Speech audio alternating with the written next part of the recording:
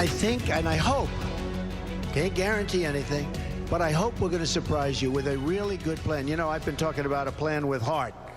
I said, add some money to it. A plan with heart. But Obamacare is dead.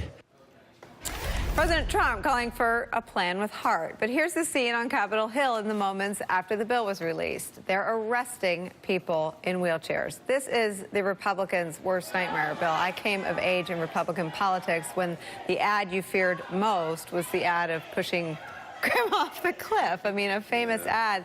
And you did everything you could to not elicit a reaction like this. What do you think? You know, I don't know what they're supposed to do. If people are blocking the offices, I guess the Capitol Police have to remove them. So I feel bad. I mean, it's not fair in a sense. You can't make every piece of legislation hostage to 50 people showing up, honestly, in wheelchairs. But not to call you out, but in the break, we were having a pretty bipartisan conversation about how I the think they've totally terrible. Messed up this whole bill. They should have spent months. Healthcare is a complicated issue. Yeah. They could have begun with other things. Nobody would have known it. Infrastructure.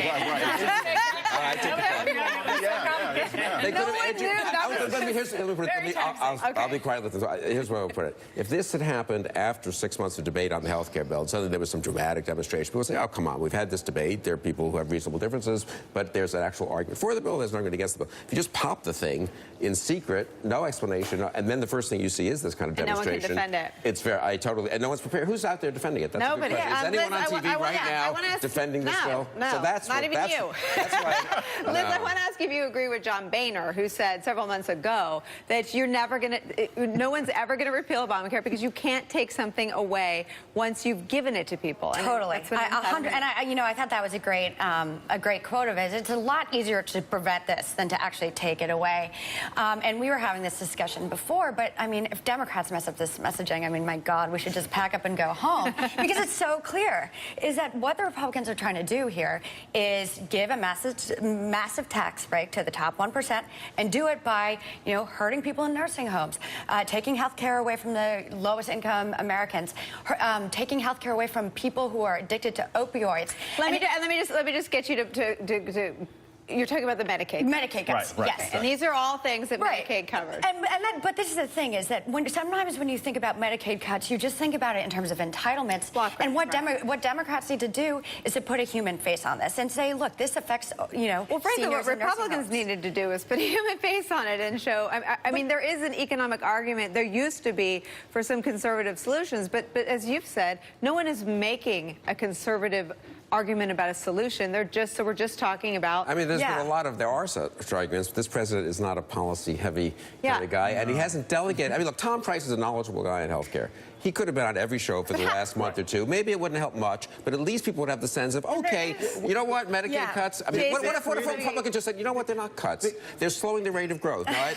Well, you can laugh at it, but that is a true statement. Why are they even saying it? Hang on, You see people being dragged out. You see kids in wheelchairs. You see kids with inhalers. You saw the Republicans popping bottles after they passed it in the House. The super cut for the campaign ads next summer, I don't care how idiotic the Democrats happen to be, it's not possible to screw this up because this is the message. So what happened in Georgia? What happened in Georgia? We just saw this win in Georgia because it was a plus 9 percentage. And what did they lose by? They lost by 4. And they're going to pick up 5 points? That's not strong. They were never going to win that district. Oh, no. That's why they spent $33 million, because they were never going to win. Because they thought they had a chance to win it, but they knew that it was unlikely. Don't you think there's some problem? You don't think there's any problem? You don't think there's any problem with the vote? When you have the Secretary of State trying to block people from registering to vote, that makes it hard to win a race. Gerrymandering happens for a reason. Let me ask you a policy question. Yes. Do you think that the Democrats have a gift in the fact that President Trump has not a single conservative policy instinct? That when he was asked by Sean Hannity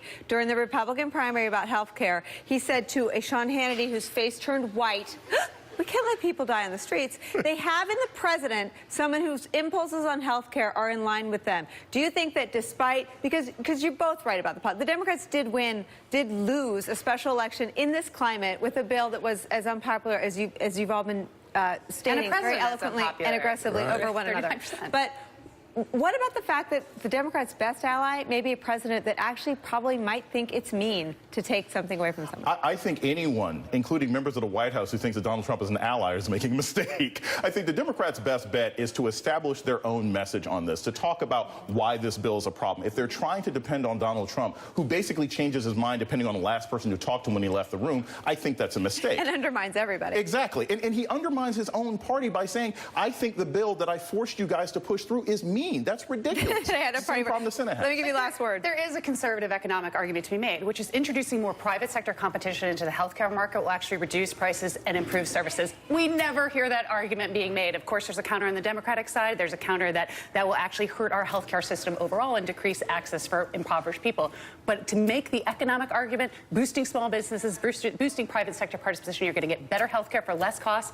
Guess what, Republicans? Maybe it's time to start making that argument. But today it was just about meaner, and meanest, and people in wheelchairs. Up next, amid questions about her leadership following a string of